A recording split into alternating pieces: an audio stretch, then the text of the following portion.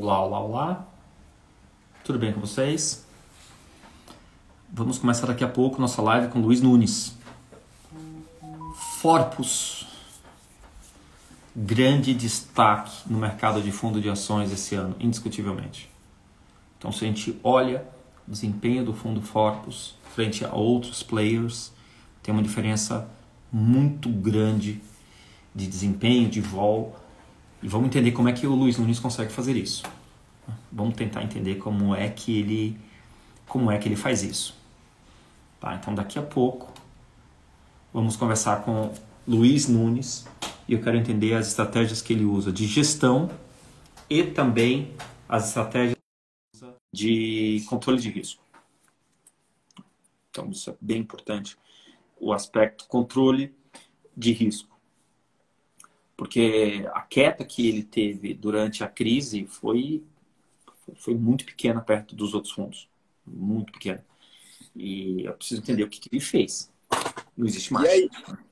Fala aí, tudo bem? Tudo bem, e vocês? Você? Como é que tá? Tudo excelente, tudo excelente. Eu não estou vendo ainda você aqui na tela. Não? Eu tô Não. vendo vocês já. Eita. A minha tela não está dividindo. A minha tá Só que deixa dividida. escrito conectando. Talvez possa ser isso. Ele está conectando. Vou esperar um segundinho. Vamos esperar aqui aparecer. Quem tiver nos assistindo, vê se vocês estão vendo o Luiz Nunes. Vocês podem mandar uma mensagem para dizer se vocês estão vendo ou não. Luiz Nunes não está conseguindo participar. Volta lá. Ele deve mandar outro invite. Vamos ver. Não, você não está vendo, certo? Não está vendo o Luiz Nunes. Eu posso chamar ele também. Tenta chamar ele. Vamos tentar descobrir. Escreve, Luiz. Luiz Nunes. Aqui. Enviar. Vamos ver se ele aparece agora. Luiz não aparece. O pessoal está dizendo que o Luiz não aparece. A gente já mandou um invite para ele e vamos ver se ele aparece agora. Vamos lá. Acho que ele saiu e não entrou. Eu acho que ele saiu e não entrou. Daqui a pouco ele já volta aqui.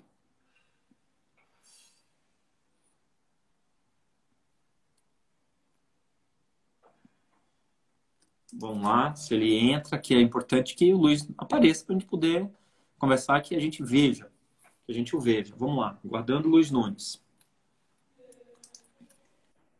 Opa! Agora entrou, tudo bem? Tudo bem, você tá me vendo? Agora eu tô. Agora eu tô vendo, acho que todo mundo aí tá vendo. Como é que você tá? Tudo bem, e você, como é que tá? Tudo excelente. Eu não tô me vendo, tá? Então, você não tá se vendo? Pessoal, responde aí se vocês estão vendo o Luiz Nunes, porque eu tô vendo. Agora sim, o pessoal tá respondendo. Agora sim. Então tá bom, eu não preciso me ver. É até melhor. Você já se vê todo dia. Eu vou fazer a pergunta mais difícil de todas, que é a pergunta para te quebrar. O que é mais difícil? Fazer a gestão do Forpus ou ser Black Belt em Jiu-Jitsu?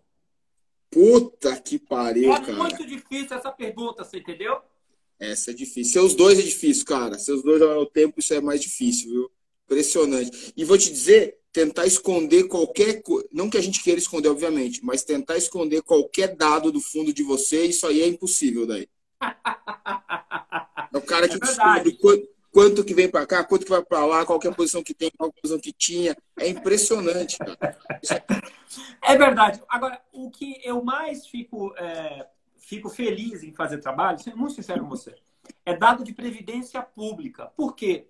Luiz, você sabe que o seu nível de cotista é um cara que sabe enxergar os dados, sabe ler.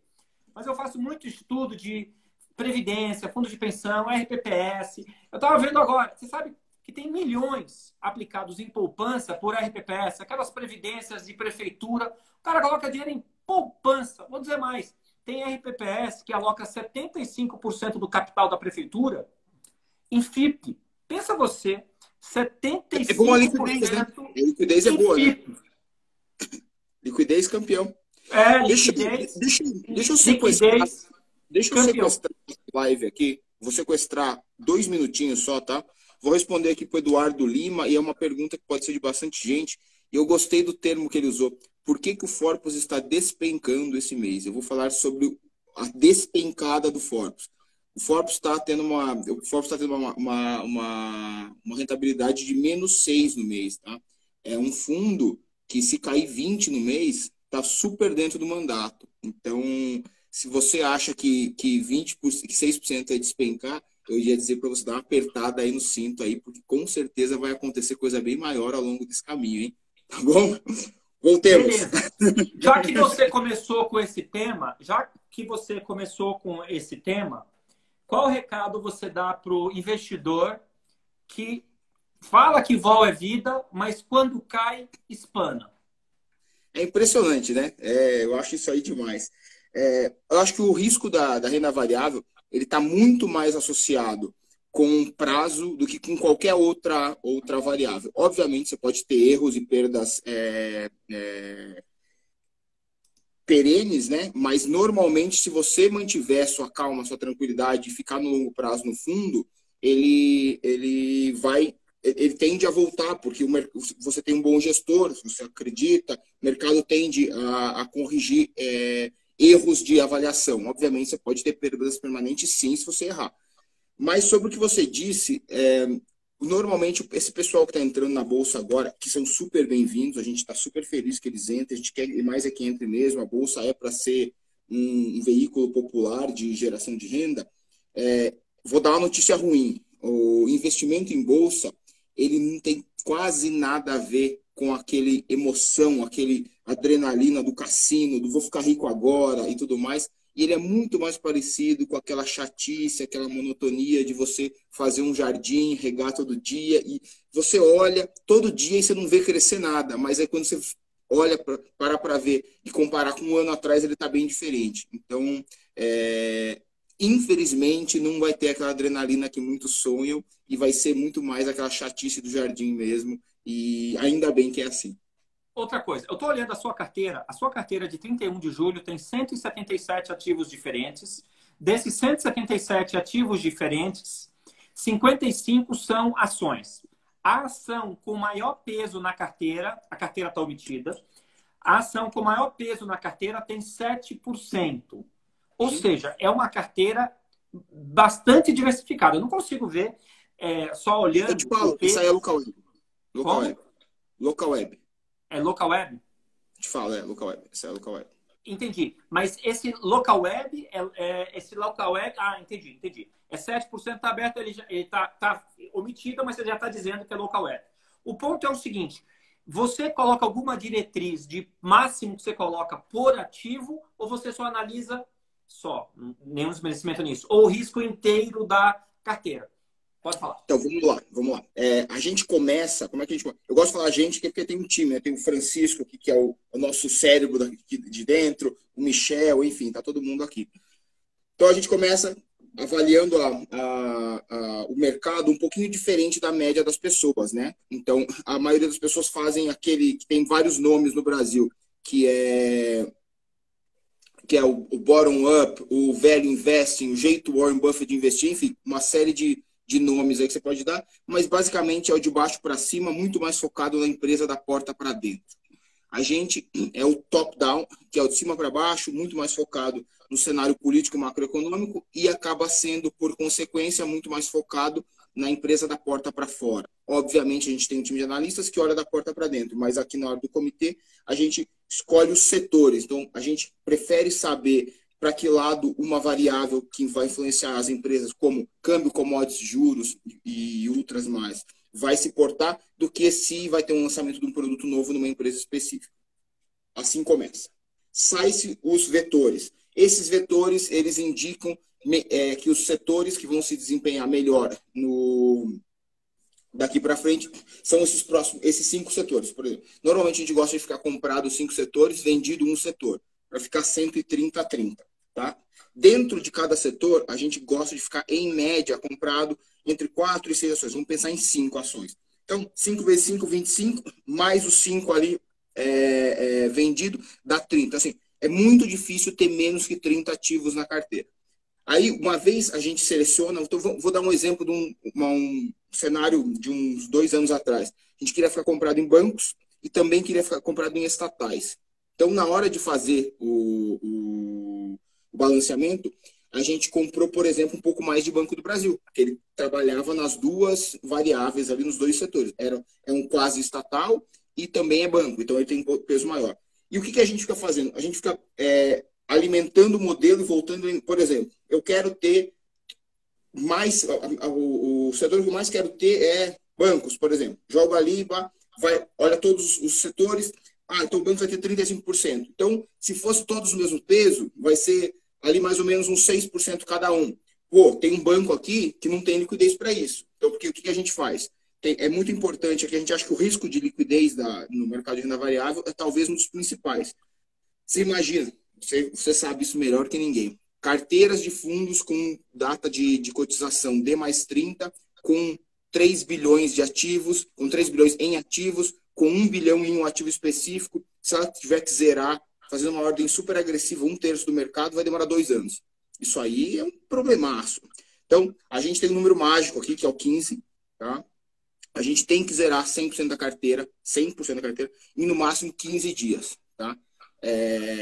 Então, hoje, usando quantos por cento do volume? Usando quantos por cento do volume? Um terço. Tá. Um terço. Então, a gente hoje zeraria a carteira em 11,2 dias. E a gente fechou o fundo antes de 15 dias, porque a gente entende que num cenário de estresse, isso aí pode aumentar. Então, a gente tinha que ter tranquilidade, o fundo vai crescer, a gente espera, né? Organicamente, vai sair o fundo multi-estratégia, que vai consumir um pedacinho também do Master. Então, a gente pesa muito a parte de convicção versus liquidez para fazer o sizing das posições. Beleza. Quanto tempo... Então, deixa eu ver se eu anotei aqui algumas coisas. Você escolheria, na sua análise, uns 5 setores, e nesses 5 setores você colocaria uns 5 papéis, mais um setor para você ficar vendido. Então, a gente teria em torno de 30 papéis, não teria menos de 30 papéis na carteira. É isso aí? Perfeito. É raríssimo ter menos que 30 nomes na carteira.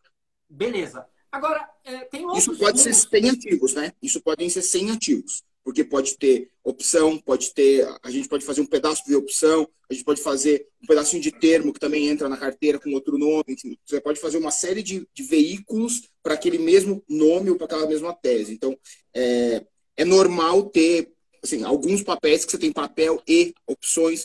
Por isso que, inclusive, já vou até puxar um gancho. Por que a gente tem um teórico giro grande na carteira? Inclusive, você viu lá que a nossa carteira gira mais que a média.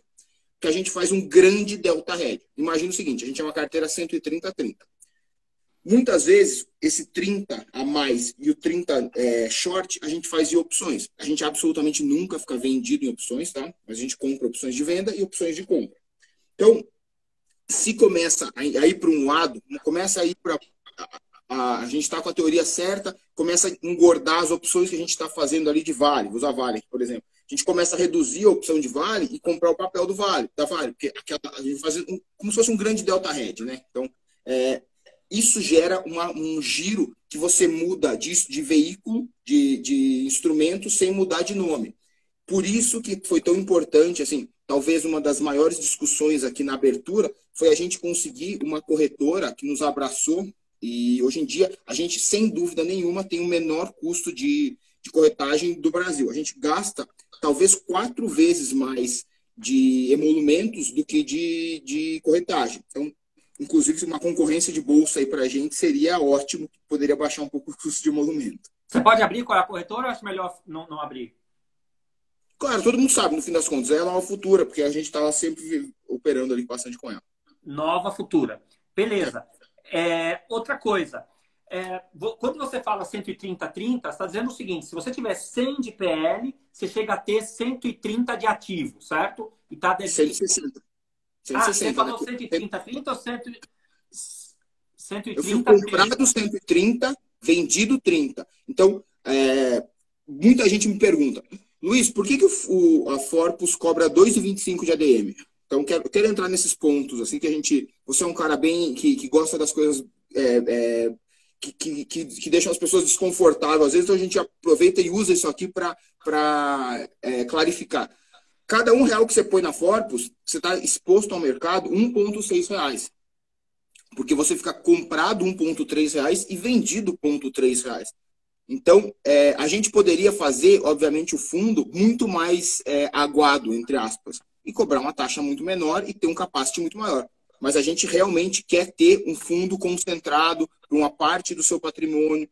E aí, pô, mas isso não é muito arriscado? É para isso que a gente tem toda uma estratégia de proteção de tail risk que acaba fazendo com que a gente tenha provavelmente um dos melhores sortinos no mercado, né? Para quem não sabe, sortino é o índice que mede a volatilidade, mas só para cima. Então, quanto que você aproveita de volatilidade para cima? O fato da gente nunca estar vendido em opção, sempre comprado, nos dá sempre a opcionalidade positiva. Se der um evento contrário a gente, aquele prêmiozinho da opção vira zero. Se der um evento favorável, aquele prêmiozinho explode. Como explica o que é tail hedge. Você falou tail hedge e o pessoal não entendeu. Explica aí. Proteção do risco de cauda. O que isso quer dizer? Imagina uma curva normal, que é uma curva que probabilidade versus quantidade. Aqui no meio, probabilidade alta, quantidade alta. Aqui no fundo, probabilidade baixa, quantidade. Porém, é um evento que, se acontece, você com uma chance muito baixa de perder muito. Então, você está lá no finzinho da cauda, né, da cauda da curva. E o tail é a cauda em inglês. Então, a gente se protege muito desses eventos. Por isso que a gente consegue ficar comprado 130, vendido 30, ou seja, exposto 160 no mercado, porque a gente tem essas proteções. Já fazendo gancho, a gente vai fazer bastante gancho aqui. Fazendo gancho, por exemplo, o multimercado que a gente está abrindo agora. Luiz, vocês vão ter câmbio e juros no multimercado, não vão? Além do 30%. Então, o multimercado vai ser basicamente 30% do Forpus Master, câmbio, juros e um pouco de cripto. Cripto a gente acha que é uma grande classe boa, a gente escolheu um índice para usar, mas e o câmbio juros? O câmbio juros, essa geração de ideias já existe na Forpus. Por exemplo, sempre que a gente acha que o câmbio vai se valorizar ou alguma coisa assim, a gente compra as exportadoras. O juro vai cair, a gente compra as incorporadoras, enfim, a gente opera também câmbio e juros para proteções. Então, o multimercado, o multiestratégia, vai usar já essas ideias que já são geradas para tentar acrescentar um pouco de rentabilidade ou mais proteções, enfim. Ele não vai ter nenhuma ideia nova nele, é simplesmente uma reutilização das ideias em outros veículos. Outra coisa, a gente viu alguns fundos em março caíram com posições em derivativos e ele zerou o derivativo. Quando a bolsa voltou, ele não voltou junto. Como que você faz para não cair nesse tipo de armadilha? E se você puder explicar um pouco melhor o que eu falei, porque o show é seu, não é meu. Explica aí porque eu falei. Imagina, que é isso. Alguns fundos usam para alavancagem derivativos. O que isso quer dizer? Você compra um contrato, se o dólar subir R$1, eu te pago R$1, se o dólar cair R$1, eu recebo R$1. Alguma coisa nessa linha. E aí isso gera alavancagem, né? Como é que a gente faz para não estar exposto nisso? A gente praticamente nunca usa esse tipo de derivativo. A gente compra opções. O que é a opção? É um contrato que me diz, se passar desse preço, eu ganho a diferença. Se não passar, isso aqui que eu comprei vira pó. E isso normalmente é um dinheiro que a gente já está disposto a gastar, já está no nosso orçamento. A gente costuma gastar todo ano mais ou menos 5% em opções dessa proteção aí do risco de cauda, que é mais ou menos 1,5% por trimestre, mais ou menos, né? A gente sempre está comprado 1,5% em opções muito fora do dinheiro, com delta 10. Vocês não precisam saber o que é delta. Comprado em pó. Essa expressão, comprado em pó. Exatamente. Compra pó. Mas o pessoal não entender mal a gente, explica o que é comprar pó. O Luiz Nunes está aqui declarando que ele compra pó. Explica aí. Eu estou mentindo? Mãe, não é o que o pessoal está pensando. E aí, o ponto é o seguinte. A gente compra pó, né, que é a opção que tem preço muito baixo. Normalmente as opções estão entre 12% e 15% fora do dinheiro, ou seja, o papel teria que se mover no preço pelo menos 12%, 15% para que essas opções valessem de algo. E para nós é muito melhor que as opções não entrem no dinheiro. Porque se as opções derem errada, quer dizer que o nosso cenário base, aquele 1,6%, deu certo. Então, para a gente é muito bom pagar esse 5% de seguro ao ano e vir navegando na nossa tese original. Teve uma pergunta aqui, qual a tese sobre cripto? A gente pode falar disso aí. Se você... Não, manda ver. Fala aí Fala aí A de cripto e Forbes depois acha... eu quero saber, operacionalmente, já que você quer falar de cripto, onde você compra? Você compra aqui ou compra lá fora? Mas continue. Só aproveitando, qual delta de pozinho? Delta 10 mais ou menos, que é 12 a 15% fora do dinheiro. Seguinte, a gente aqui é investidor de setorial, é investidor de tese macro, tá? A gente não é investidor de micro. Então, a gente acredita... Luiz, você acha que o Bitcoin vai ser o novo ouro? Eu não tenho a menor ideia.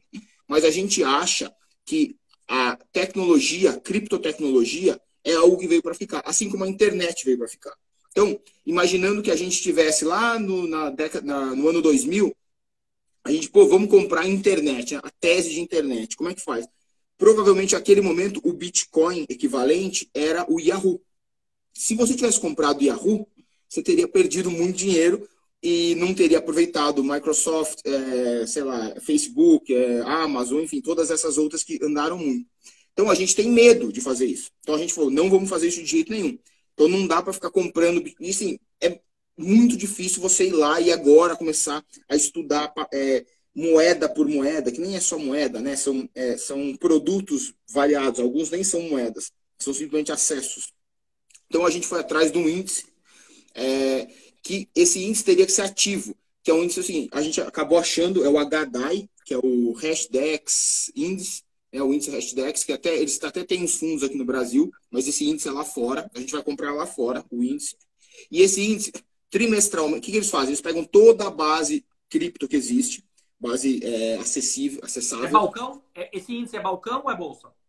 Esse índice hoje em dia é um fundo, no fim das contas. É um índice que é dentro de um fundo lá fora, na BVI. E aí, o que acontece? Um dos grandes perigos é custódia. Porque você tem aquele número, que crypto number, se você perder aquele cripto, você perde o valor. Enfim, então, quais são os tipos de ativos que tem a custódia qualificada? Outro, quais os que têm mínimo de liquidez? Quais são negociados nas bolsas XYZ? Enfim, uma série de fios, e eles acabam saindo com em torno de 12, 15 ativos. E aí, trimestralmente, eles rodam esse filtro de novo, que leva muito em consideração liquidez, quantidade de trades, market cap, tudo isso, e reajustam o índice. Ou seja, se o Bitcoin for a Yahoo, ele vai perdendo relevância no índice ao longo do tempo. E o índice vai se reinventando e botando o Facebook, o Amazon e tudo mais, e ele continua, teoricamente, autoperformando e aquela tese continua funcionando. Então, a gente não quer comprar um ativo, a gente quer comprar uma tese. E essa tese de cripto a gente vai fazer via esse fundo HDAI. Obviamente, a gente vai poder operar futuro de Bitcoin se a gente quiser também, mas a gente vai fazer isso aí de maneira mais paulatina. A ideia inicial é ter uma exposição nesse momento em cripto, porque a gente acredita que vai ter um problema de juros agora, vai ter um problema de inflação, enfim, uma série de motivos macro. A gente não está comprando cripto porque é bonito, porque é cool.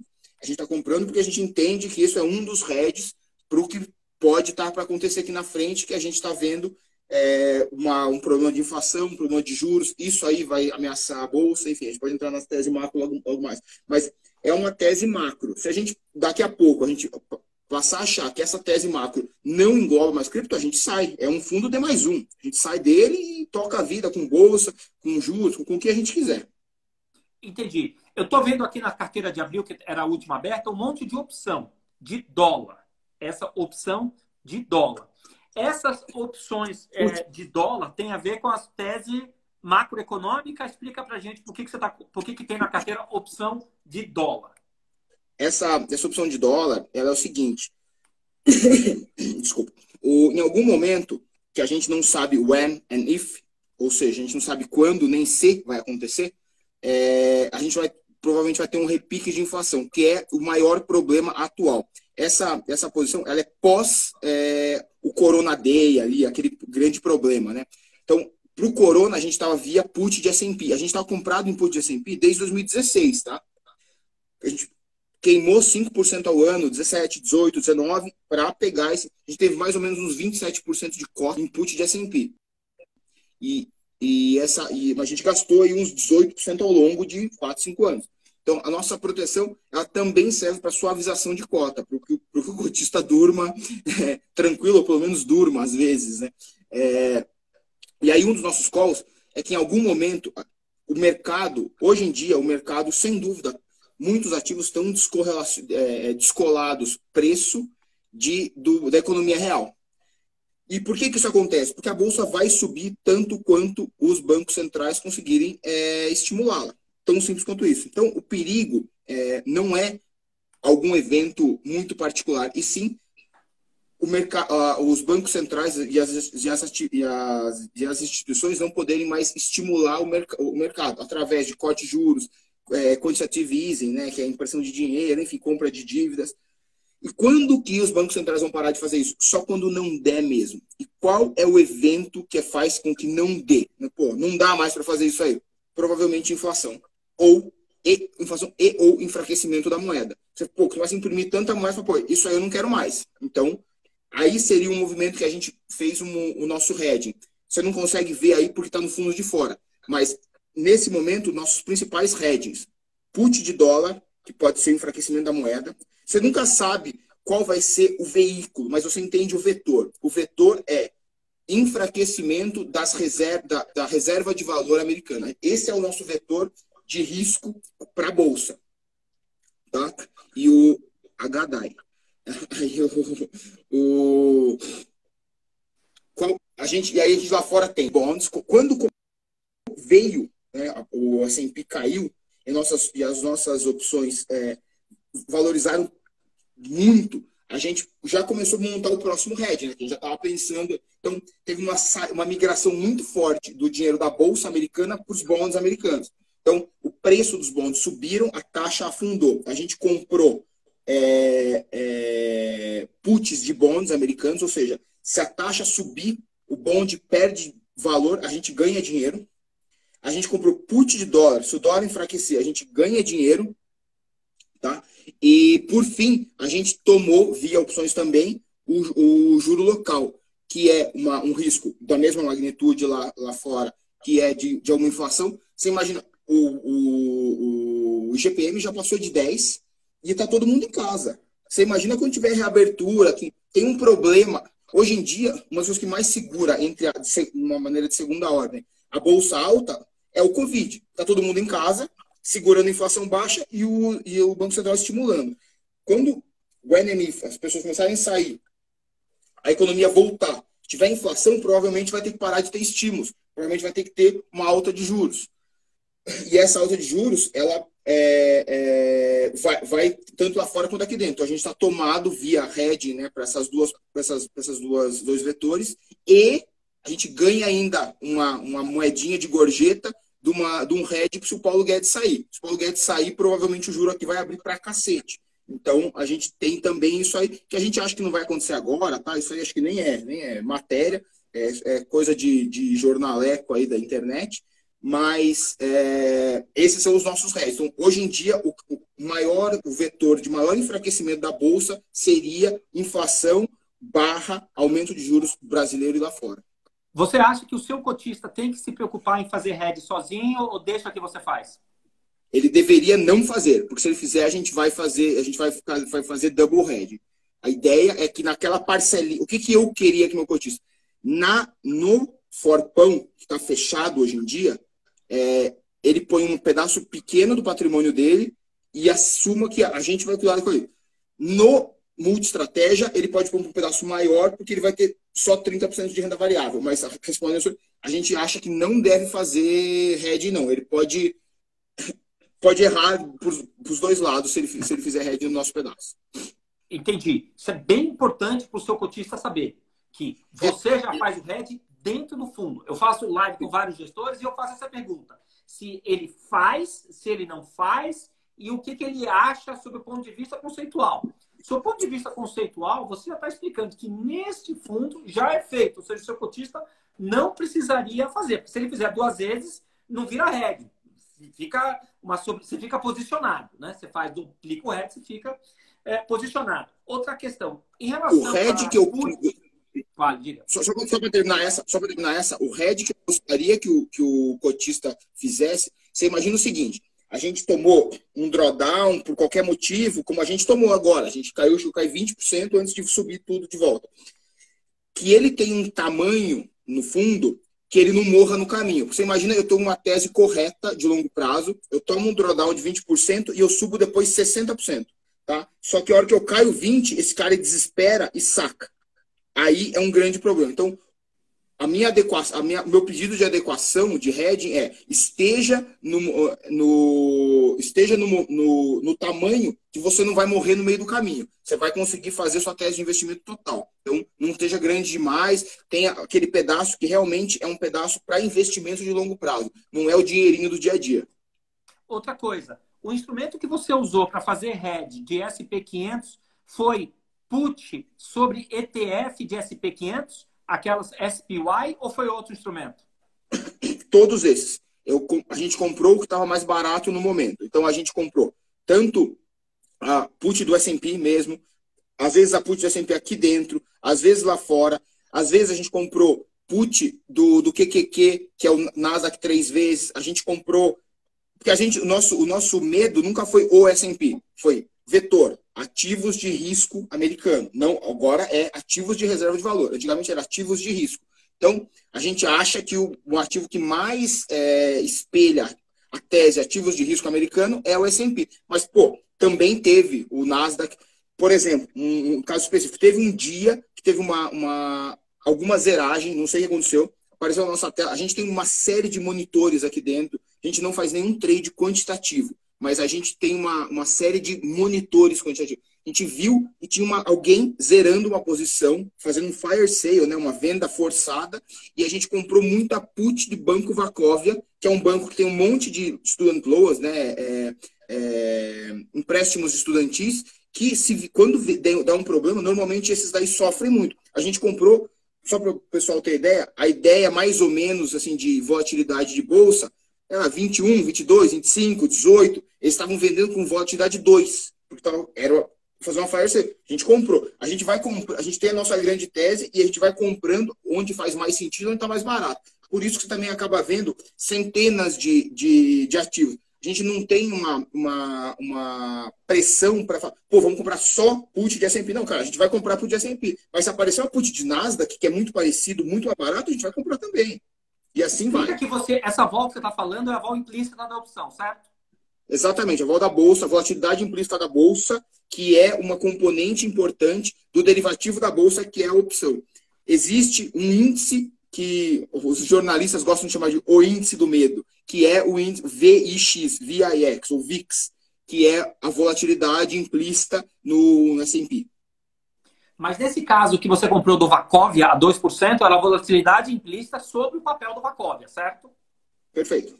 E aí você explica para a galera o que é essa volatilidade implícita e como isso é importante para dar preço para a opção, porque muitas vezes, Luiz, às vezes eu faço post, e você vê lá meus posts, porque eu estou dando aula, e alguém faz uma pergunta para mim, e aí eu vou lá e eu mostro bastante o seu fundo, mostro bastante, quando eu coloco a matriz de correlações, os fundos que mais se destacam é o seu e o NCH Maracanã.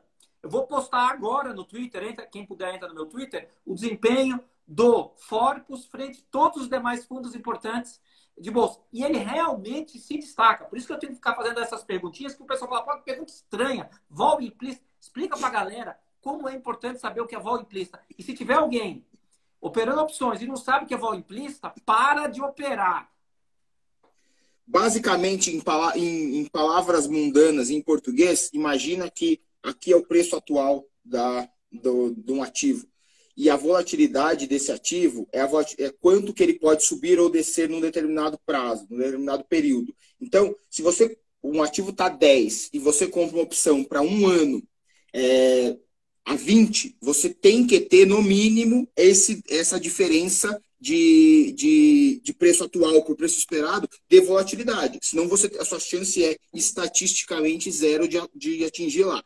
Ou seja, como eu sei que a volatilidade histórica do Wachovia é perto da bolsa, até um pouquinho maior, 20, 21, e ele estava me cobrando com volatilidade implícita, ou seja, com esperança volatilidade é a esperança de variar X ou Y. Ele estava me vendendo com a esperança de variação de 2, está assim, ridiculamente barato. E o preço da opção ele é extremamente influenciado pela volatilidade implícita que você dá naquele preço. Então, você essa variável custando 2 e valendo 20, 21, 18, alguma coisa, né? Faz com que a opção ficasse extremamente barata. Então, ele não é um hedge perfeito. Claro que não é. O hedge perfeito seria todos os ativos de risco dos Estados Unidos. Mas ele é um representante bom, super barato. Por que não comprar? Vamos comprar sim, que está super barato. Pessoal, não é para comprar opção porque o prêmio está alto ou baixo. O prêmio alto ou baixo não é no preço lá, comprei a 10 centavos, comprei... Não sei se você viu um post um dia desse, um cara que foi lá e comprou um monte de opção, gastou 500 mil, a gente não sabe se é fato ou se é fake, um cara que postou que gastou 500 pau e perdeu tudo. Pô, esse cara, se não perdesse agora, ele ia perder depois, porque esse cara não sabe operar. Vai aprender grega, vai aprender um pouquinho de teoria de opção para poder operar. Outro ponto, em algum momento você fica sem hedge, fica algum momento, é a mesma coisa do cara que tem um carro e ele fica um mês por ano sem o seguro para economizar. Você fica sem hedge em algum momento? Nenhum dia. Entendi. Se eu ficar um dia sem hedge e esse dia eu bater o carro, vamos pensar o seguinte, a gente Forbes gastou 5% em 2017, 5% em 2018, 5% em 2019. A gente gastou 15%. Aí 2020, ali quinta-feira de carnaval. Quer saber de uma coisa? Eu vou deixar sem hedge, vou pro carnaval. Na volta eu compro. Sexta-feira de carnaval veio aquilo ali. A gente não só perdeu tudo que todos os outros perderam, como a gente jogou fora aquele 15% também. Então, quer não fazer hedge nunca? É uma opção. Agora, fazer hedge você pode fazer hedge para eventos. Quero fazer um hedge para eleição. É válido também. Mas a nossa teoria aqui é sempre estar redeado. Por isso eu gosto de dizer, a Forpus, ela opera... Muita gente gosta de... acho que o pessoal gosta de falar de genialidade, enfim. Eu acho que a gente tem uma coisa que não tem nada a ver com genialidade. A gente tem uma extrema disciplina. Só isso. Beleza, eu vou fazer uma pergunta. Enquanto eu faço a pergunta, quem puder, entra no meu Twitter, que eu acabei de pôr um gráfico do Forpus contra outros fundos de mercado. E aí, o gráfico fala por si. Ele entra no meu Twitter, Rafael Pasquale, de Rafael Pasquarelli, e tá lá. Enquanto isso, vou fazer outra pergunta para você. Você deixaria de comprar um papel, uma ação, que você põe em fé, porque o risco da carteira com esse papel vai mudar muito? Ou você não está preocupado com esse tipo de aspecto? Eu vou fazer uma coisa que eu não gosto que façam comigo, eu vou fazer com você. Eu vou responder diferente. Eu provavelmente, se eu gostasse muito desse papel, eu mudaria a estrutura da carteira. Porque a resposta é, se eu não puder mudar a estrutura da carteira, eu não vou comprar o papel não, tá? Não vou. Porque a carteira, ela só funciona, eu só posso comprar 130% porque eu vendo 30%, só posso ficar 1,6% porque tem a proteção de teores. Então, ela só funciona tudo junto. Se você for colocar... vou colocar um ingrediente aqui que vai alterar toda a estrutura, ou eu vou ajustar a estrutura antes de colocar o ingrediente, ou eu não vou colocar o ingrediente. Ou seja, você está de olho no risco também. Porque tem gestor que eu já entrevistei que fala o seguinte, amigão, eu acho que vai acontecer isso. Pô, quem quiser tomar meu risco... Eu já escutei isso de gestor, não sei se eu vou falar isso. Quer tomar meu risco? Toma. Não quer? Sai do fundo. Tem gente que pensa assim, tem gente que fala, não, eu quero controlar o risco do fundo, porque dependendo do drawdown que você toma, demora muito para recuperar ou não recupera. Deixa eu te falar uma coisa. Às vezes ligam aqui, tá acontecendo essa semana. Pô, Luiz, tô perdendo muito dinheiro na Forbes. Então, deixa eu te contar um segredo. Ninguém perde mais dinheiro do que o Luiz quando a Forbes cai. O Luiz é a única pessoa, eu imagino, espero ser a única, que tem 100% do dinheiro em Forbes. Então, assim, é óbvio que eu estou cuidando do dinheiro do cotista. A gestora está cuidando do dinheiro do cotista. Mas eu estou cuidando do meu dinheiro também, pra cacete. Então, assim, o meu percentual de patrimônio no fundo é maior de qualquer um. O Francisco, o meu sócio, gestor do fundo, ele é o maior cotista pessoa física do fundo. Em tamanho. Em percentual, eu sou o quarto maior cotista do fundo. Então, assim, não tem a menor chance de a gente fazer loucura, tudo mais. Não tem chance nenhuma. É o nosso dinheiro que está ali também. Alguém fez a pergunta, a gente já tinha respondido, mas o cara perguntou aí qual é a maior participação, qual o papel com a maior participação hoje no Focus? LWSA3, certo? Perfeito. Em torno de 7%. Hoje é 5, 6, mais ou menos. hoje em torno de 5 a 6%. Outra coisa, você está mostrando aqui que é skin in the game. Ou seja, o seu patrimônio, o seu dinheiro está aí. Ou seja, se der uma zebra, ou como as pessoas Mais ou menos. Eu gosto de ver de uma maneira diferente. Eu vou dizer como é que a gente vê isso aqui, falando do Multistratégia. Multistratégia, a gente falou, pô, fechou o fundo. E a gente tem investimento via plataforma no fundo que paga igualzinho. Eu não tenho um veículo. Quem tem investimento no Forbes, ações, FICFIA, é onde eu invisto. Lá pago a mesma taxa, tudo igualzinho.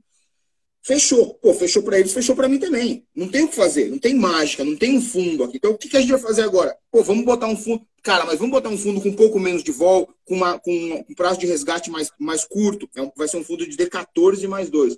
Para a gente botar nosso dinheiro. E a gente inventou o Forbes no Estratégia, que seria o fundo dos sócios, que é um fundo mais tranquilo. E aí a gente comentou com um distribuidor, ele falou, não, põe na plataforma. Aí acabou que teve a ideia de surgir um produto. Então, não é que eu sou skin in the game porque eu ponho dinheiro no nosso trabalho. Na verdade, a gente permite que outras pessoas invistam com a gente. É diferente isso. Assim, é o produto feito para nós. A gente quer aquele produto. E aí, obviamente, a gente adapta a todas as regulamentações e todas as regras da CVM e tudo mais para atender nossos clientes e tudo mais. Mas, originalmente, é o fundo que a gente queria investir nosso dinheiro. Beleza. Eu estou aqui para fazer perguntas. Se você não puder responder, não responda. Quantos por cento do PL do fundo é do sócio? Não vou perguntar seu especificamente. Se você puder responder, ótimo. Faz a conta. Faz a conta. O fundo tem... te sequestrar, você compreendeu? O fundo tem 900 pau, a gente tem 72. É isso. Beleza. 72 milhões, não por cento. Milhões. 72 milhões de 900, mais ou menos. Isso foi fechamento julho. Do sócio. Outra coisa. Se você tomar um ferro agora, você estaria mais disposto a arriscar mais para compensar ou ferro tomado, esquece e agora pensar na frente? Eu acho que não deve se mudar a estratégia. Para isso que a gente tem nossa teoria aqui tão solidificada. Então, assim, é aquela história. Por que as pessoas inventaram o stop? Porque você escreve, ó, eu vou entrar nesse trade a 90 e se bater 80 é o stop. Porque quando você... Aquele cara é um analista. Quando você compra a ação, você vira um proprietário de ação. Então, talvez o seu emocional mude e você vire outra pessoa. E aí você não respeite mais aquela sua tese inicial. Não, imagina, chegou no 80, mas vai voltar. Então, por isso que a gente tem a nossa tese aqui tão solidificada na casa, que a gente continua mantendo as nossas teses, independentemente do resultado. Outra coisa. Óbvio, se começar a dar errado muito tempo, a gente tem que repensar. Mas não é um evento ou outro que vai mudar a tese. Beleza. Como que você ficaria influenciado se você soubesse que tem um tubarão gigantesco vendido nos principais papéis que você está comprado? Quanto isso te interfere? Quanto deveria interferir? Ou você não está nem aí? Fala aí. Provavelmente, assim, teria que entender quem, quando, por quê, mas provavelmente eu compraria um pedacinho bom do fundo aí em calls desses papéis, porque esse cara, se ele tiver que estopar, ele vai rasgar o papel para cima. Então, potencialmente, eu compraria um pouquinho de opção de call extra nesses papéis aí para ver o que vai acontecer. Se eu estou comprado, Forpus, estamos comprados, a gente tem alguma convicção. E a gente poderia imaginar, pô, esse cara aí, se ele tiver certo, a gente está no nosso tamanho permitido, que vai permitir com que a gente reduza se der errado. Sim, ele estar vendido não quer dizer que a gente está mais certo ou mais errado. A gente está nos nossos limites aqui, a gente vai, se ele tiver certo e a gente errado, a gente vai conseguir ajustar, porque está no tamanho certo, com a liquidez certa? Perfeito. Se ele tiver errado, esse cara provavelmente vai puxar o papel para cacete. Então vamos fazer uma fezinha aqui, um pouquinho de call desse papel aí, que se ele tiver errado, a gente sobe junto. Outra coisa, dado que você tem, vamos supor, 5 papéis por setor, 5 setores, mais um setor vendido, dá uns 30 papéis, não dá para fazer valuation de 30 papéis. Então, como é que você sabe qual é o momento de sair? E quando você entra no papel, se você já sabe o ponto de saída? Responder a segunda primeiro. Não. Agora respondendo a primeira. A gente tem a teoria do evento, do vetor. Pô, qual é o vetor que vai puxar? Pô, um exemplo, sim, clássico. A gente teve aqui depois da eleição presidencial, vai ter uma melhoria, vai ter baixa de juros, vai ter uma melhoria no setor de infraestrutura e residencial, e provavelmente, por motivos lá fora, PMI para baixo, vai ter um arrefecimento das commodities. Então, vamos ficar vendido em commodities, vamos ficar comprado em infraestrutura e comprado em real estate. O analista, aqui que é um cara que sabe tudo, falou, porra, vamos comprar Paranapanema. Para quem não sabe, Paranapanema faz aquele caninho de cobre da água quente de casa e o fio elétrico. Ou seja, o output, o produto que a Paranapanema vende é consumido pela construção civil e pela infraestrutura, que a gente acha que é positivo. A matéria-prima dela é cobre, que a gente acha que é negativo. Então, ele pega um pouco de tudo. Então, nesse momento que a gente entende como que vai entrar nas posições. Para que os analistas estão aqui? Obviamente, eles olham os números, a gente sabe essas coisas. Por que tem que saber? Porque você chega lá e fala, pô, vai cair o petróleo vai para zero de novo. Pô, vamos comprar as aéreas, então, obviamente, porque é aí que está o valor. Aí, o analista tem que te dizer, não, mas esse cara aí já fez o hedging do combustível, já comprou combustível para 5 anos. Então, aquela variável não faz sentido. Por isso que a gente tem um time bottom-up totalmente sustentado por um time top-down totalmente sustentado por um bottom-up. A gente tem que saber olhar lá na empresa, ver se o nosso vetor de influência realmente influencia. Beleza, eu estou olhando aqui, se eu tiver errado, você me corrija. Entre Magalu e Via Varejo, você tem uma posição maior em Magalu. Ó, você deve saber que eu tenho um algoritmo que descobre posição obtida. Ele não acerta sempre, mas ele está me dizendo que uma posição sua na casa de 30 milhões, é Magalu. O algoritmo errou ou você não tem nada? Você tem Magalu ou não tem Magalu e seria na casa de uns 3% do PL do fundo? 3%, pode ser. Hoje não tem mais, mas faz sentido, isso deve ser uns dias atrás. Mas tinha em 31 do 7, certo? Provavelmente. E era o call Covid, né? Então a gente pensou, a gente quer o setor tech. Não existe o setor tech no Brasil. A gente teve que emular esse setor tech comprando varejistas online e empresas de infraestrutura. Varejistas online entra Magalu, Via Varejo, Betol, todas essas, Arezzo e Centauro. E aí, o que a gente chamou de estrutura, aí é mais TOTUS, local web, tudo mais. E aí, a gente fez um escalonamento que vamos dar mais peso para quem tiver mais marketplace. Porque o marketplace que vai ser provavelmente a maior receita, porque está lá a tiazinha que vende camiseta offline e ela precisa começar a vender online. Então, ela está disposta a pagar uma corretagem mais alta. Tanto que dessas daí, pouca gente sabe, mas o maior marketplace aí quem gera é a local web. Então ela ficou a maior. A gente tinha um pedaço grande de uma que você não consegue pegar aí porque está lá fora, que é Meli. Então a gente quer o Mercado Livre. Então também é um marketplace. E aí Magalu é mais marketplace do que Via Varejo. Então ela tem um peso maior. E assim a gente montou essa carteira.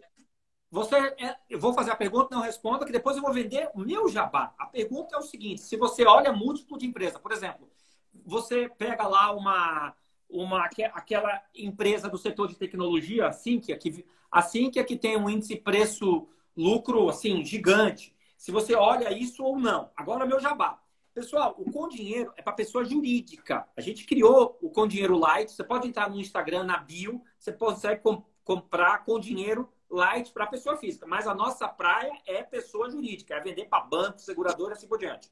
Então, a minha pergunta é, você olha esses múltiplos, por exemplo, tem empresa com múltiplos gigante, pega o BID, o Banco Inter.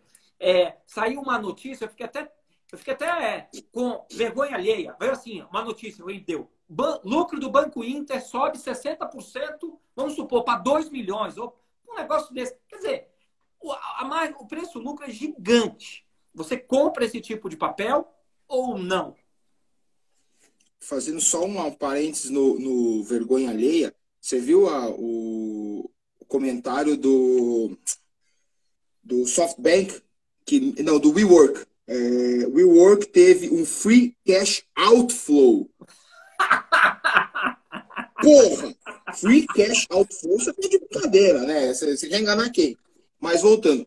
Então, como é que funciona aqui? Eu sou responsável por isso. Então, eu sou responsável por essa estratégia corporativa, participo do comitê macro, A minha vida toda eu fui trader, gestor de multimercado, nunca específico de ações. Então, eu ajudo muito na parte de cenário e a minha principal função é essa estratégia corporativa que a gente está fazendo aqui.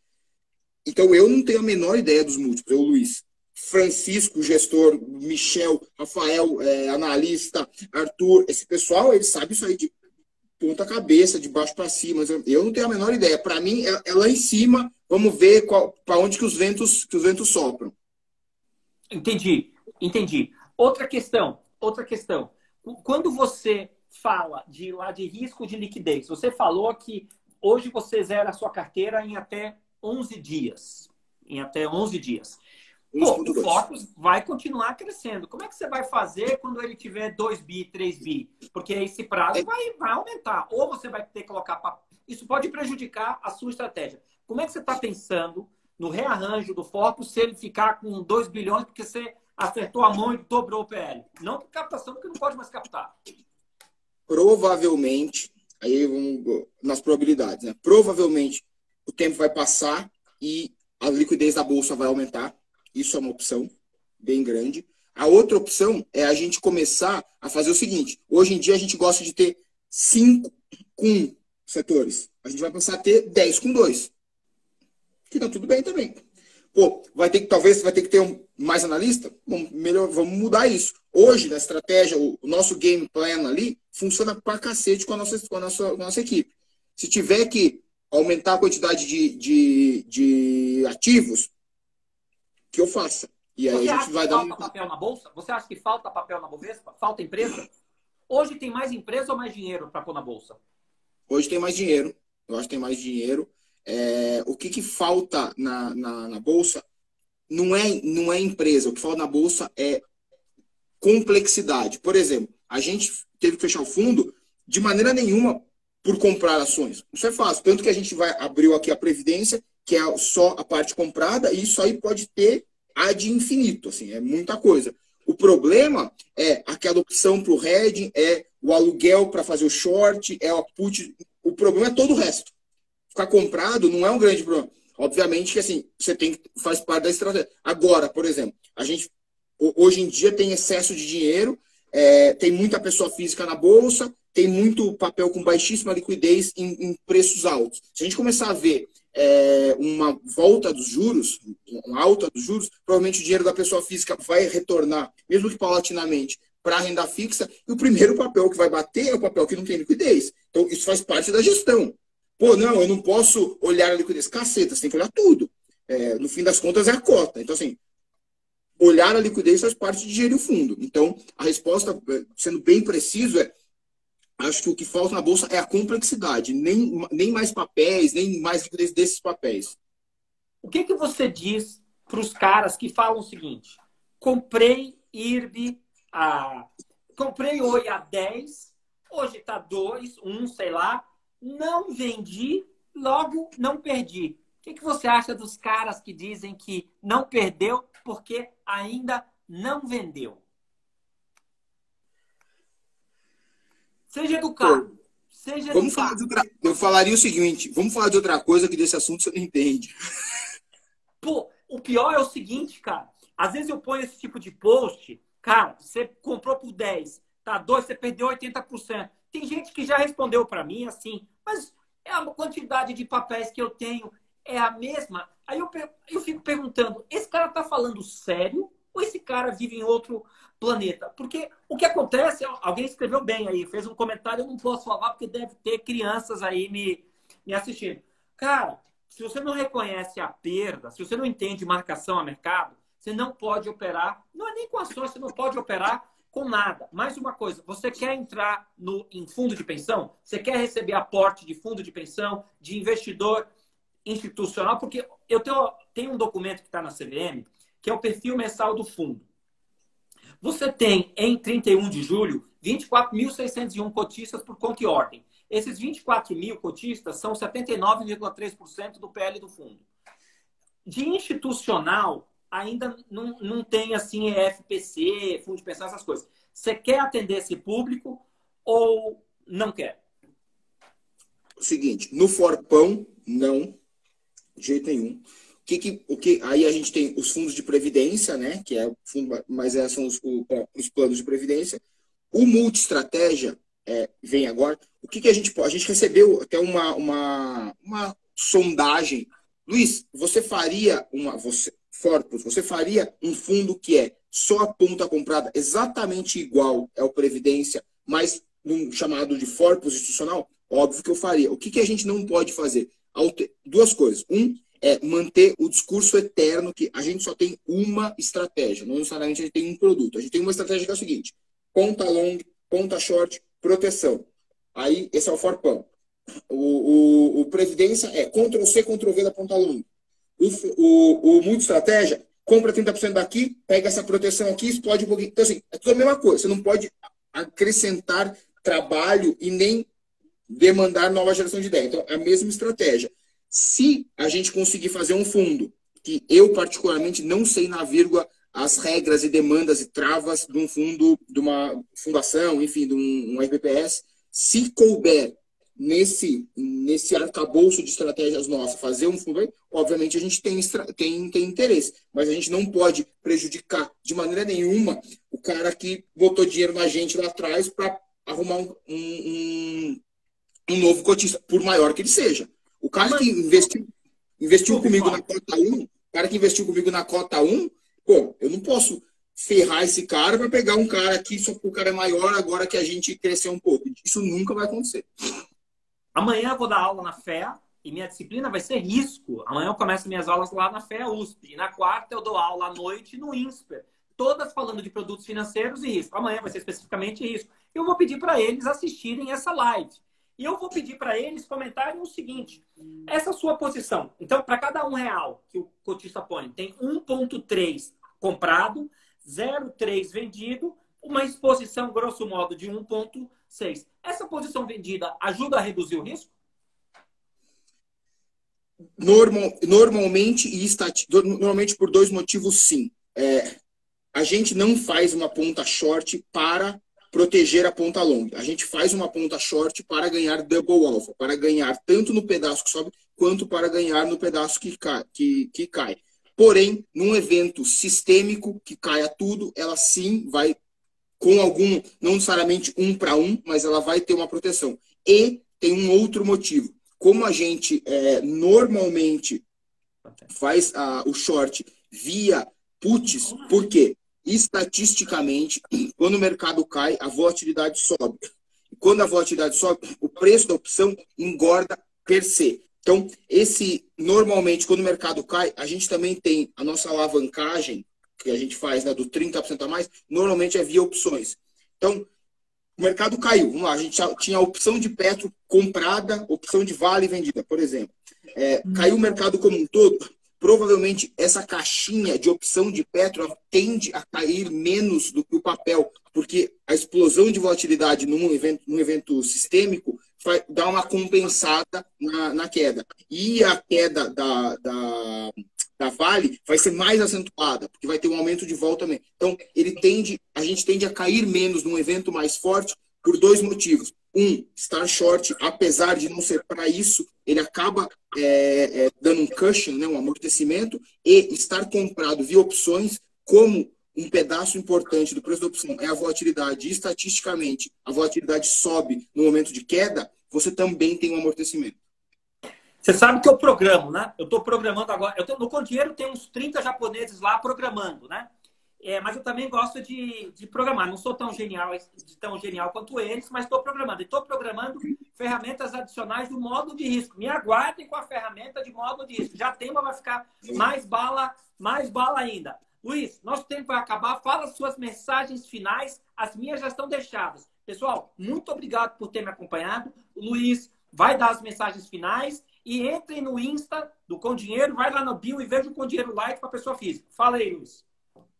Primeiramente, muito obrigado. É um prazer falar com você. É uma das pessoas que mais provoca o mercado ali. Eu acho isso do cacete. É talvez o único pessoa que eu sigo no Twitter que não me segue de volta. Uma das pouquíssimas. Muito obrigado. Minhas perguntas foram excelentes. Acho que conseguimos tirar muito.